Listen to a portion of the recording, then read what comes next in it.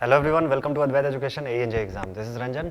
और जैसा कि आप सब स्टूडेंट्स का आज एग्जाम था, सीएसईबी जेई के जितने भी एस्पिरेंट्स थे आज का पेपर दिला करके आए हुए हैं। आज डे 1 यानी 5 जनवरी का पेपर हुआ आप लोगों का।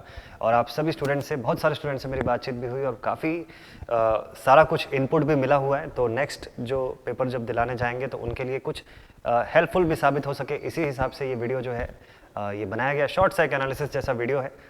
जल्दी जल्दी से कुछ पॉइंट्स को हम लोग डिस्कस कर लेते हैं। तो ये जो ओवरऑल एग्ज़ाम था, है ना, आप सबके रिव्यू के हिसाब से अगर बोला जाए कि ये टफ था, मॉडरेट था या इजी था, तो उस हिसाब से अगर देखा जाए तो इसको इजी टू मॉडरेट के अकॉर्डिंग, इजी टू मॉडरेट की कैटेगरी में आप लोगों ने रेट किया हुआ था। ठीक है कि सर इजी टू मॉडरेट के रेंज में था। काफ़ी सारे बच्चे बहुत ही खुश भी दिखाई दे रहे हैं कि सर पेपर बहुत ही अच्छा बना। ठीक है, तो ये बहुत ही अच्छी चीज़ है कि आपने जैसा पढ़ा था, जैसा एक्सपेक्टेड किया हुआ था, वैसा ही पेपर बिल्कुल आ रहा है, उसी तरीके से आ रहा है।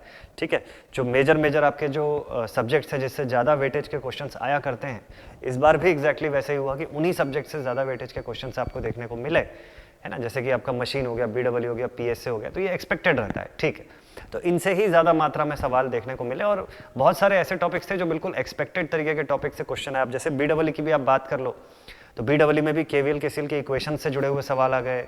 या जैसे अगर 3 फेज पे आप जाएंगे या मेजरमेंट के फॉर्म में, तो 2 वाट मीटर मेथड के ऊपर क्वेश्चन था।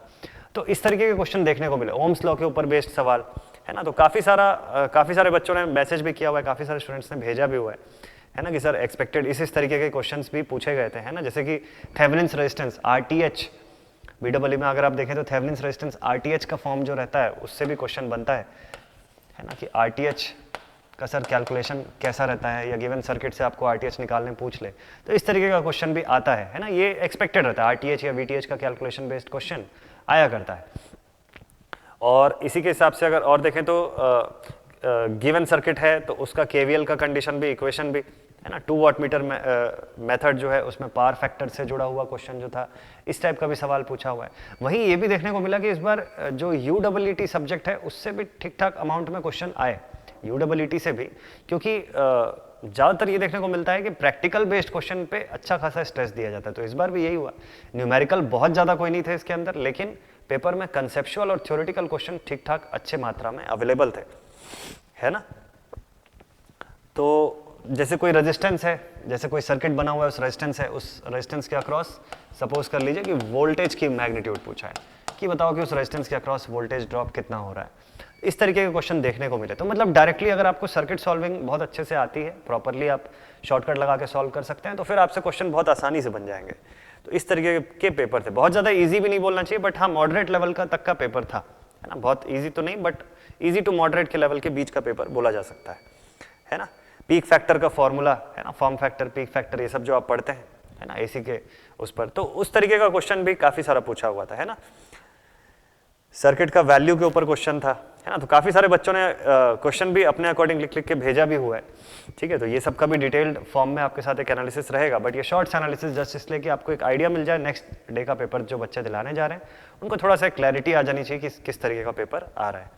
ठीक है, और अपार्ट फ्रॉम दिस, वहीं जैसे डिजिटल के भी क्वेश्चंस आए थे, डिजिटल के भी कुछ क्वेश्चंस पूछे हुए थे, है ना। जैसे गेट के बारे में पूछा हुआ था, जो उनके जो सिंबल्स होते हैं, जो ट्रुथ टेबल्स हैं, उसके ऊपर बेस्ड क्वेश्चंस भी, यानी एक्सपेक्टेड क्वेश्चन, डिजिटल से भी जैसे एक्सपेक्टेड क्वेश्चंस हो सकते हैं उस तरीके का काफ़ी सारा पूछा हुआ था।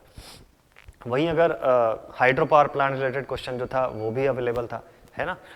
तो मैं यूडब्ल्यूटी की बात कर रहा था आपसे कि यूडब्ल्यूटी की भी अगर हम देखें क्वेश्चन किस तरीके से आई हुई है, तो utilisation of electrical energy and traction से भी, इसमें जैसा कि हम सबको एक्सपेक्टेड ही रहता है कि इल्यूमिनेशन पार्ट बड़ा इंपॉर्टेंट है ना। इसमें इल्यूमिनेशन का पार्ट जो है, इल्यूमिनेशन बहुत इंपॉर्टेंट है। तो इसके ऊपर ये क्वेश्चन बने हुए थे इस बार भी, है ना। इल्यूमिनेशन के ऊपर भी क्वेश्चन बना हुआ था। तो जैसे इल्यूमिनेशन 12 वाट पर ल्यूमेन, ये किस टाइप के लैम्प के लिए इस तरीके से रहता है ना, ये रिक्वायर्ड रहता है। और बेसिक अगर इलेक्ट्रिकल की मैं बात करूं, बेसिक इलेक्ट्रिकल की भी, तो केसीएल का नॉर्मल सर्किट, है ना, जैसे I1, I2, I3, I4 ऐसा कुछ गिवन है, उसमें से आप I5 कितना जा रहा है वो फाइंड कर लो, है ना। और इसमें से यूनिटलेस कौन कौन सा है, फ्लक्स ऑप्शन में आपको दिया है, मान लीजिए फ्लक्स दिया है, फ्लक्स डेंसिटी दिया है, रिलेटिव परमेबिलिटी दिया है, रिलक्टेंस दिया है, तो इसमें से यूनिटलेस क्वांटिटी कौन सी है। तो ये सब हमको अगर बेसिक्स आपने अच्छे से पढ़ा होगा ना तो बहुत सारे क्वेश्चन आपके थ्योरेटिकल उसी से बन जाते हैं, है ना।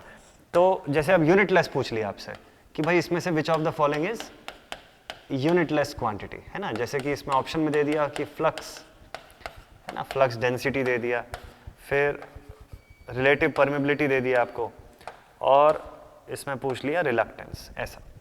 तो इसमें से कौन सा वाला है, तो आप इसमें इस तरीके से ऑप्ट कर सकते हैं ना। इन सब की यूनिट होती है, जैसे फ्लक्स हो गया फाई, इसकी हो गई टेस्ला, है ना, या वेबर पर स्क्वायर मीटर, इसकी क्या यूनिट हो गई एम्पियर टन्स पर वेबर या एम्पियर पर वेबर, इस फॉर्म। तो ऐसा हमको पता रहना चाहिए। तो ये सब बेसिक्स अगर आपने बहुत अच्छे से पढ़ा होगा तो आपसे बहुत बढ़िया पेपर जाएगा आपका, मतलब बहुत ही बढ़िया अच्छा स्कोर आ सकता है। ये इंपॉर्टेंट है ना। मशीन का अगर आप देखें तो इंडक्शन मोटर में number of slots in rotor and number of slots in stator, है ना, ये कैसा रहता है, सेम रहता है, ग्रेटर देन रहता है, लेस देन रहता है। तो ये सब कंडीशन इस तरीके से क्वेश्चन इनमें भी फ्रेम होता है ना।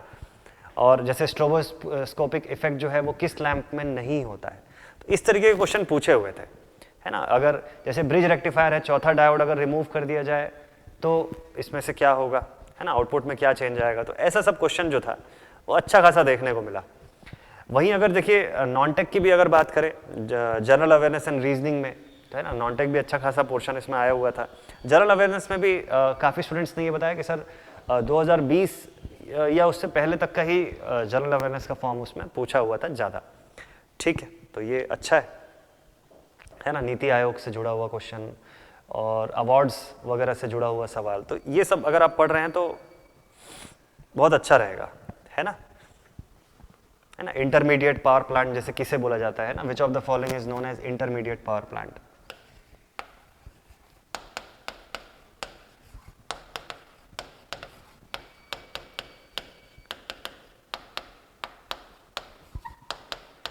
is known as intermediate power plant।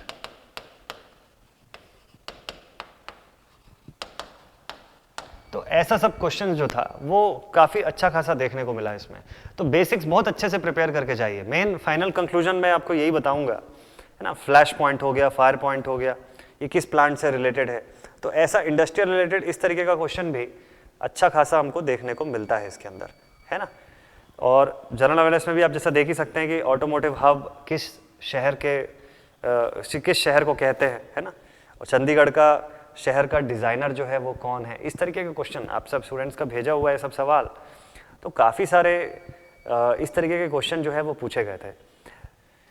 तो इम्पॉर्टेंट थिंग ये है कि पेपर एक्सपेक्टेड ही आ रहा है।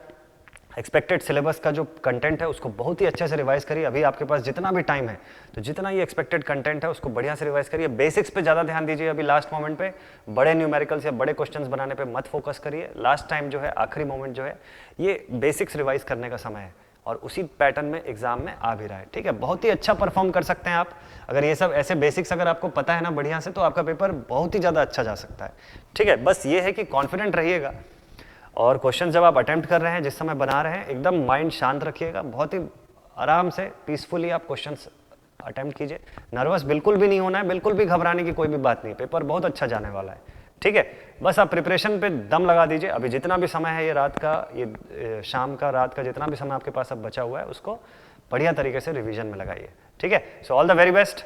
जिनका भी पेपर नेक्स्ट डे है और जिनका पेपर आज हो भी चुका है, उन सभी बच्चों को, सभी को ऑल द बेस्ट। मस्त से प्रिपेयर कीजिएगा। मिलते हैं आप सभी से अगले वीडियो में। Till then, thank you very much.